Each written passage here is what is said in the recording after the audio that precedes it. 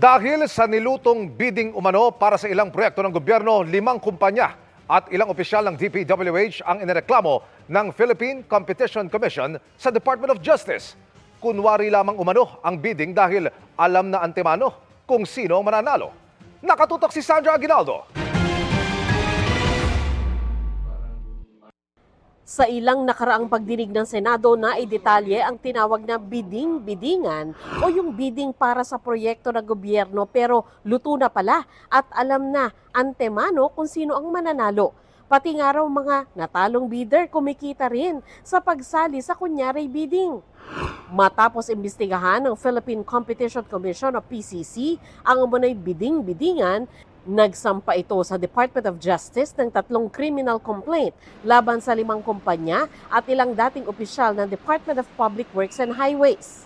We found that there is possible violation of Section 14A2 of RA 10667 or the Philippine Competition Act. So ito po yung bid rigging. Ang bid rigging po ay pinagbabawal under Philippine Competition Act. Ito po yung pagsasabuatan ng mga contractors or bidders para manipulahin ang resulta ng bidding. Hindi tinukoy ng PCC ang mga kumpanyang sinampahan nila ng reklamo.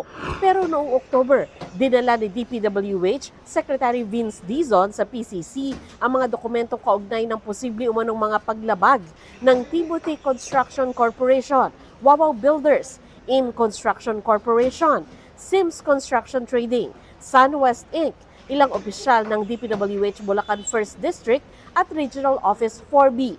The DOJ will evaluate the referral of the Philippine Competition Commission on possible violations of yung Competition Act, particularly on bid rigging. So we will subpoena the respondents in due time when we are already ready to conduct the preliminary investigation and finally unearth the master bid rigger in the flood control project scheme. Isinagawa din ngayong araw ang unang preliminary investigation ng DOJ kaugnay sa Ghost Flood Control Project sa Bulacan.